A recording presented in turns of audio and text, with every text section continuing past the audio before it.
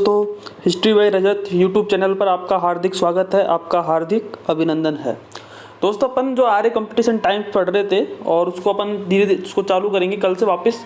दोस्तों, आज लोगों की डिमांड आ रही थी कि यार एक प्रांतीय राजवंश है जो हम देखते हैं मध्यकाल के अंदर, जो प्रांतीय राजवंश है उसके बारे में आज चर्चा करेंगे। यानी इस समय कौन कौन से जो उत्तर भारत के अंदर जो स्वतंत्र हो गए थे, जब स्वतंत्र होते हैं तो धीरे धीरे किस तरह से उन्होंने अपने अपने क्षेत्र के अंदर अपना अपना जो विकास किया और किस तरह से वो आगे बढ़ा, तो उसके बारे में आज चर्चा करेंगे।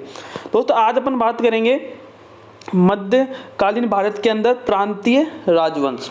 दोस्तों, मैं बात करूंगा जो प्रांतीय राजवंश है, इस प्रांतीय राजवंश के जो पहले के कारण है, यानी इसके क्या कारण बने कि ये प्रांतीय राजवंश बने, यानी यहाँ पे जो राजा बने, यहाँ पे जो गवर्नर बने, उन्होंने किस प्रकार से स्वतंत्र सत्ता हासिल की और यहाँ पर उन्होंने धीरे धीरे यहाँ पे राज करना स्टार्ट किया।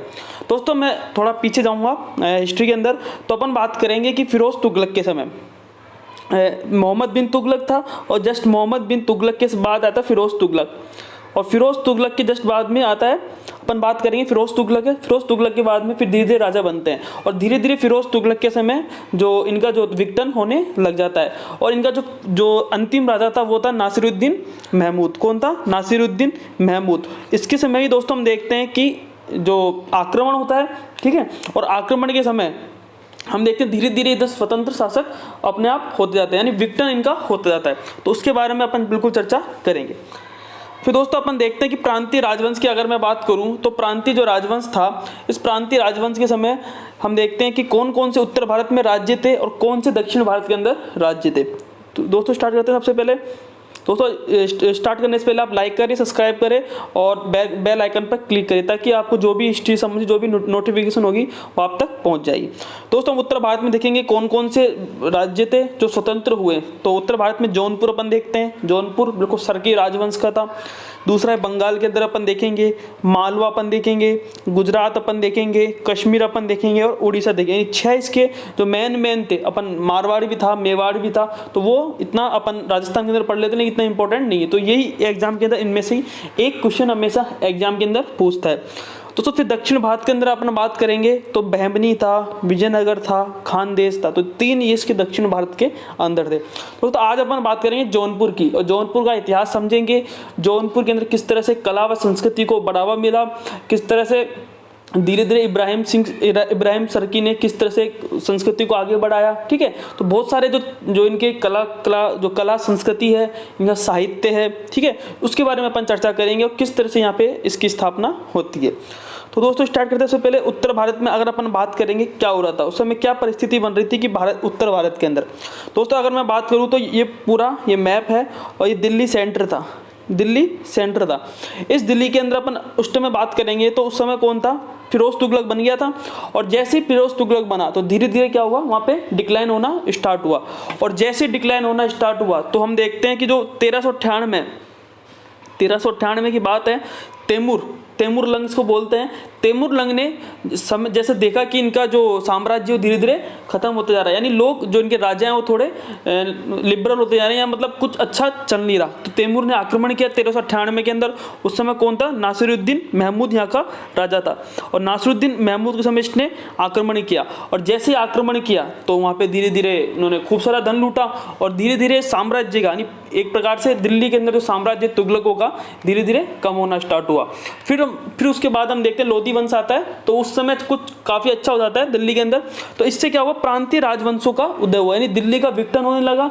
और इससे जो प्रांतीय राजवंश थे, मतलब जैसे नासिरुद्दीन महमूद ने अपना एक गवर्नर एक जैसे बंगाल में नियुक्त कर दिया, तो वहां पर वो जो राजा बना तो वो उसने अपने क्षेत्र के अंदर अपन को स्वतंत्र स्थापित कर लिया। तो ये काल कहलाता है प्रांतीय राजवंशों का इतिहास। तो कि हम देखते हैं कि मालवा, बंगाल, जौनपुर, ठीक है, इन क्षेत्रों में अपने अपने जो गवर्नर जिन्होंने बनाए थे, यानी जो राजा ने गवर्नर बनाए थे, उन्होंने अपने अपने खुद को स्वतंत्र कर लिया और वहाँ पे अपना जो राज्य था स्थापित कर लिया। दोस्तों, ये था प्रांतीय राजवंश का इतिहास।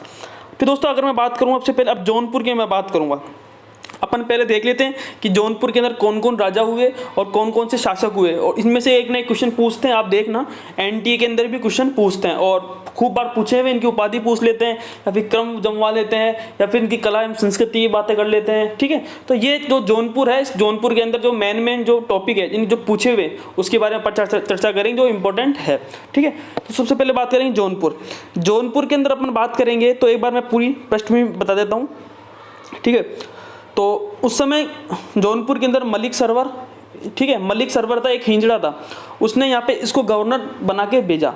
नासिरुद्दीन महमूद ने इसको गवर्नर बना के भेजा, कहाँ का, जौनपुर का, कि तुम वो संभाल और गवर्नर बन वहाँ का, ताकि तुम वहाँ पे स्थापित करे। लेकिन अब पता चला कि इसने वहाँ पे खुद नहीं स्वतंत्र, जो खुद ही स्वतंत्र हो गया और खुद ही इस वहाँ पे स्थापित हो गया। यानी एक प्रकार से अपन बात करें स्वतंत्र राज्य की, जिसने स्थापना करी, वो कौन था, मलिक सरवर, यानी एक हिंजड़ा था। फिर दोस्तों हम देखते हैं कि उसका बेटा बनता है तो मुबारक शाह, ये भी कुछ बेलखना का था, जो कुछ काम का नहीं था। इसने खुद के अपने सिक्के तलवा लिए, खुतवा पढ़वा दिया, तो ये इसका काम है।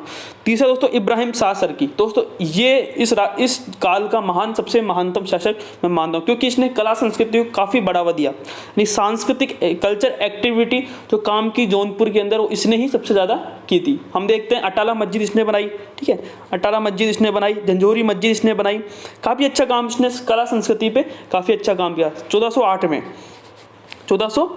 में ये मतलब बनकर पूर्ण हो गई थी, लेकिन जो प्रारंभ हुआ था वो फिरोज तुगलक के समय ये स्टार्ट हुई थी। ठीक है, तो ये याद रखना। महमूद शाह, दोस्तों ये भी ध्यान रखना, महमूद शाह, मोहम्मद शाह, फिर लास्ट है हुसैन शाह सरकी, यानी इसका अंतिम राजा था। दोस्तों ये 6 राजा थे, तो कौन कौन से राजा थे, एक तो मलिक सरवर याद रखना, ठीक है दोस्तों, ये इंपॉर्टेंट है, मलिक सरवर ये पूछते हैं, मुबारक शाह ये पूछते हैं, क्रम जमवाते हैं दोस्तों कि इससे कौन कौन से राजा थे, तो इससे क्या पता चल जाएगा। फिर है इब्राहिम शाह सरकी। इन 6 राजाओं के नाम को ही अपन को चर्चा करनी है और इन पे ही क्वेश्चन पूछते हैं। ठीक है, महमूद शाह, मोहम्मद शाह और हुसैन शाह सरकी, ये अंतिम शासक था। तो दोस्तों कैसे याद रखोगे, मलिक तो सही, उसके बाद मुबारक, ठीक है, मुबारक के बाद इब्राहिम, पहले महमूद होता है, उसके बाद मोहम्मद होती है, पहले महमूद फिर मोहम्मद, ठीक है, ऐसे याद रखना, महमूद और मोहम्मद, फिर हुसैन शाह सरकी। तो 6 राजा कौन कौन से, सबसे पहले मलिक सरवर, ठीक है, उसके बाद में मुबारक शाह, ठीक है, इब्राहिम शाह सरकी, ठीक, उसके बाद में महमूद शाह, फिर उसके बाद में मोहम्मद शाह, फिर बाद में हुसैन शाह सरकी। तो ये 6 राजा थे जिन्होंने जौनपुर के इतिहास को समझा और वहाँ पे कल्चर जो एक्टिविटी है और या फिर जो भी उन्होंने वहाँ पे जो स्थापत्य कला का विकास किया, तो ये इन 6 राजाओं के बारे में अपन पढ़ेंगे। तो स्टार्ट करते हैं जौनपुर। ठीक है, नेक्स्ट है, हाँ दोस्तों, जौनपुर की स्थापना हम देखते हैं। जौनपुर की स्थापना फिरोज शाह तुगलक ने 1359-60 में जौनपुर की स्थापना कर दी थी। किसने की थी, फिरोज शाह तुगलक ने। अब दोस्तों अपन बात करेंगे मलिक सरवर, पहला राजा के बारे में आज बात करेंगे, मलिक सरवर। तो सबसे पहले है मलिक सरवर। मलिक सरवर एक प्रकार का हिंजड़ा था, क्या था, हिंजड़ा था ये, और यह मोहम्मद बिन तुगलक का एक दास था। ठीक है, जो मोहम्मद बिन तुगलक है उसका क्या था, ये दास था। फिर दोस्तों अपन बात करेंगे फिरोज शाह तुगलक के मृत्यु के बाद इसे नासिरुद्दीन महमूद के द्वारा इसे जौनपुर का गवर्नर नियुक्त किया था। ठीक है, यह मोहम्मद बिन तुगलक का एक दास था। और उसके बाद हम देखते हैं जो फिरोज शाह तुगलक था, फिरोज शाह तुगलक ने मृत्यु के बाद इसे नासिरुद्दीन जो महमूद था उसने यहाँ पे इसको गवर्नर, जौनपुर का गवर्नर भेजा कि तू जा वहाँ पे और वहाँ पे संभाल, ताकि तू वहाँ की स्थिति समझ जाए। लेकिन इसने जैसे ही देखा कि नासिरुद्दीन महमूद कमजोर पड़ रहा है, तो उसने खुद को ही अपना वहाँ पे जो जौनपुर के अंदर अपने जो स्वतंत्र है वो शासक वहाँ पे बन गया। किसी की नहीं सुना, हम ही राज करेंगे, यानी हम ही है सर्वे सर्वा, हमको किसी की नहीं सुनना। ठीक है, यानी एक प्रकार से जब वो गवर्नर बनाकर भेज रहा है नासिरुद्दीन महमूद और नासिरुद्दीन महमूद डिक्लाइन होने लग गया, तो समझा कि अब मैं खुद ही यहाँ पे राजा हूँ। दोस्तों ये था। ठीक है, फिर है हम बात करेंगे इसकी उपाधि, इसकी पूछ लेते खूब बार, इसकी उपाधि कौन सी इसकी उपाधि है। तो दोस्तों 3 उपाधियाँ थी इसकी, कि एक तो मलिक उस सर्क नाम से इसने सर्की राजवंश की स्थापना करी, और एक है ख्वाजा जहां। ये 2 इसकी उपाधियाँ, एक तो ख्वाजा जहां और एक है मलिक उस सर्क। इसको सुल्तान उस सर्क की उपाधि भी थी, इसको सुल्तान उस सर्क, इसी को बोलते हैं सुल्तान उस सर्क। दोस्तों नेक्स्ट आ जाए मुबारक शाह, क्या नाम था, मुबारक शाह।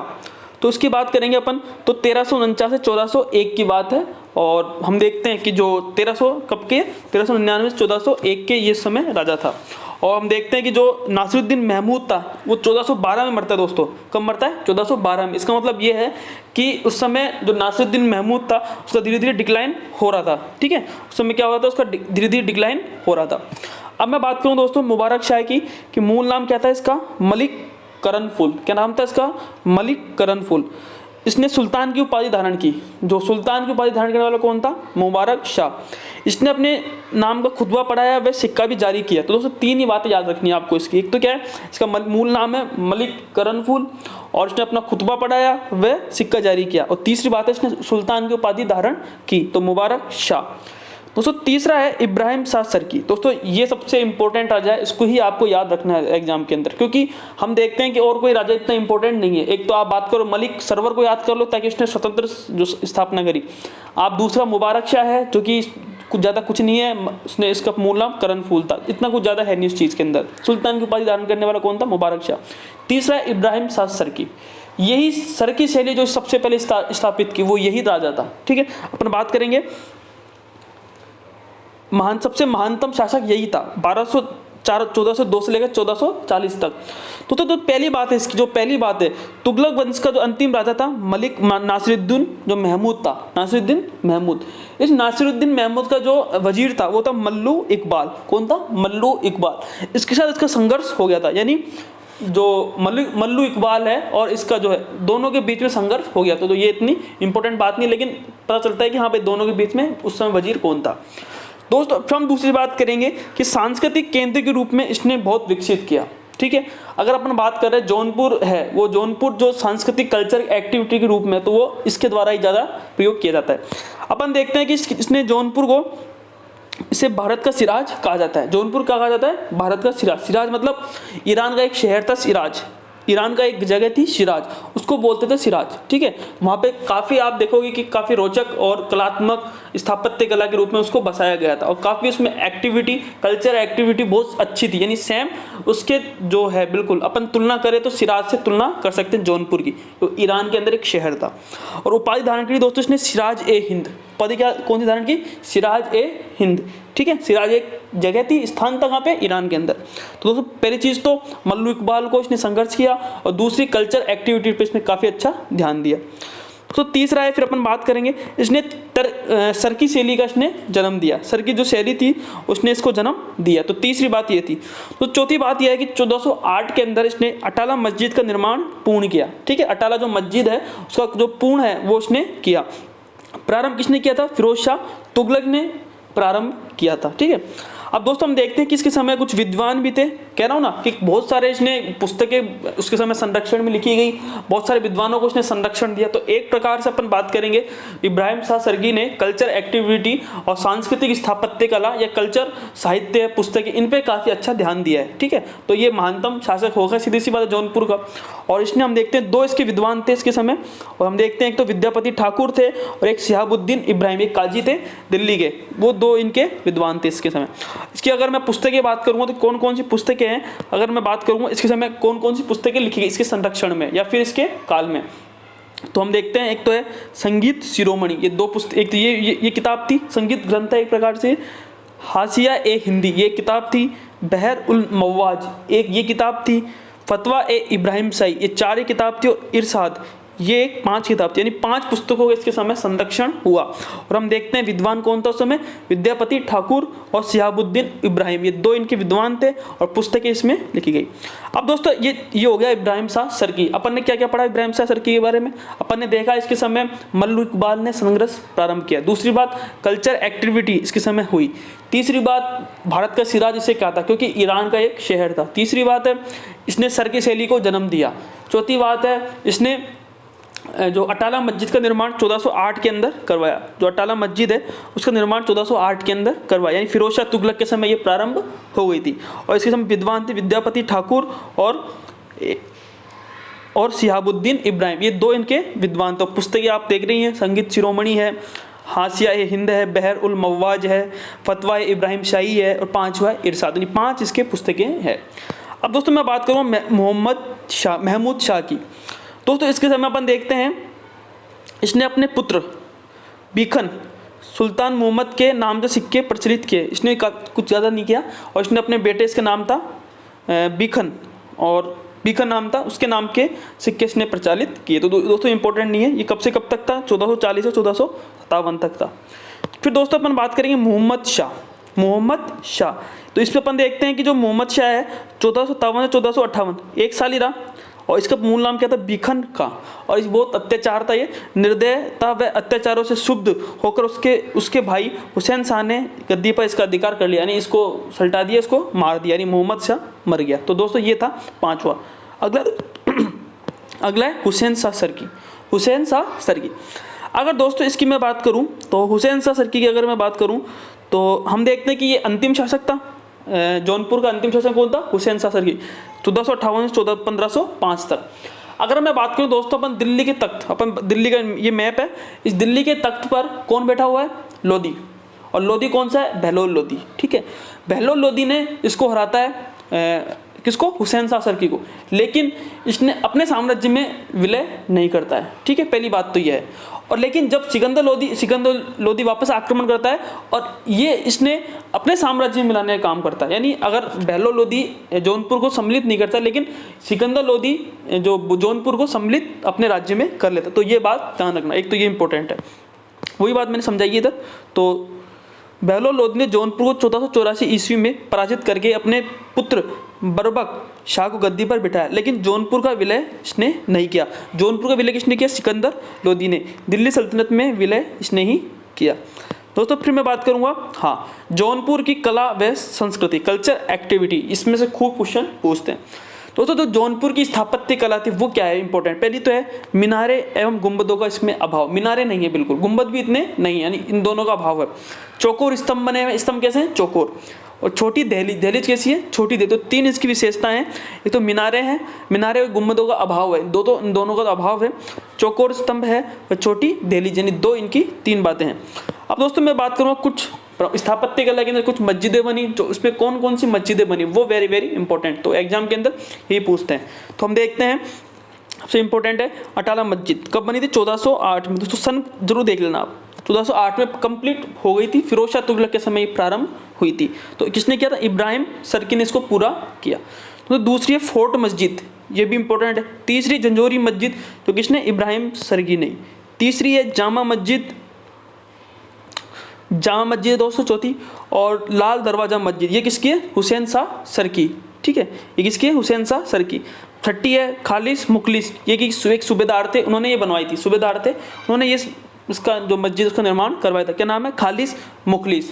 और दोस्तों सातवीं शाही किला, हम देखते हैं शाही किला जो कि गोमती नदी पे ये बना हुआ है, और किसने करवाया था, फिरोज शाह तुगलक ने इसका निर्माण करवाया। दोस्तों ये इसकी जो स्थापत्य कल्चर एक्टिविटी है उसके बारे में अपन ने पढ़ा। तो कौन कौन से मस्जिद हैं, एक बार और, अटाला मस्जिद जो कि किसने, इब्राहिम शाह सरकी ने बनाया। फोर्ट मस्जिद, तंजौरी मस्जिद भी इब्राहिम शाह सरकी। जाम मस्जिद और लाल दरवाज़ा हुसैन शाह सरकी। खालिस मुखलिस सूबेदार साहब ने बनाई थी। और शाही किला जो फिरोज शाह तुगलक ने बनाया। दोस्तों ये था जौनपुर। तो जौनपुर ने अपन ने देखा कि जौनपुर के अंदर कौन कौन से मेन राजा हुए। आप दोस्तों इसको पढ़िए, इसको आप खुद देखोगे कि मैंने बहुत तरीके से बहुत शॉर्टकट नोट्स बनाए ताकि आप इसको पढ़ सके। दोस्तों मुझे पता है इनमें से क्वेश्चन हमेशा एग्जाम के अंदर पूछता है, एनटी हो चाहे किसी का भी हो, कॉलेज लेक्चर हो, कोई सा भी हो, इसमें से क्वेश्चन फंसते ही हैं ताकि आप बिल्कुल इसको पढ़ सके। और इतना मुझे पता है कि इसमें से जो मैंने देखा जो एनटीए के अंदर खासकर इन जो राजा है, ये राजा में से क्वेश्चन पूछ लेते हैं कि मलिक सरवर किस राज्य का, मतलब किस प्रांतीय राजवंश का था, कौन से उसका था, तो मालवा इसका जौनपुर का था। ठीक है, तो ये 6 राजा के आप नाम याद होने चाहिए ताकि आपका एक ना एक क्वेश्चन तो आपका सही हो जाए। तो क्रम वाइज जमा लेगा या फिर कैसे भी आपको जैसे भी क्वेश्चन पूछता है, तो इसमें से जौनपुर में से तो एक ना एक क्वेश्चन हमेशा बनता है। दोस्तों बिल्कुल याद रखिए, ठीक है, ये चीज़ आपको बिल्कुल मतलब एक प्रकार से कि चैप्टर इसमें से अपन क्या पढ़ते नहीं है चैप्टर को, ताकि पढ़ते नहीं है और फिर क्या अपन सोचते थे ठीक है अपन वहीं देख लेंगे, तो इनमें से एक ना एक क्वेश्चन बनता है। तो एक बार राजा का नाम बता देता हूँ। मलिक सरवर हिंजड़ा था, इसने स्वतंत्र राज्य स्थापित किया। मुबारक शाह, इसने खुतबा पढ़ाया। ठीक है, तीसरा है इब्राहिम शाह, सांस्कृतिक कल्चर एक्टिविटीज ने की। अटाला मस्जिद का निर्माण करवाया। भारत का सिराज जौनपुर को कहा जाता है इसके समय, कि जौनपुर जो सिराज है वो एक ईरान का एक शहर है। ठीक है, और सर की शैली का इसने जन्म दिया। महमूद शाह, ये भी ठीक है। मोहम्मद शाह, हुसैन शाह, ये अंतिम शासक था। दोस्तों आप इस टॉपिक को देखिए जौनपुर का, और बिल्कुल मैंने बिल्कुल डिटेल से करवाया और बिल्कुल एग्जाम के पर्पज़ से, ताकि ये ध्यान रखे। ओके, थैंक यू, धन्यवाद।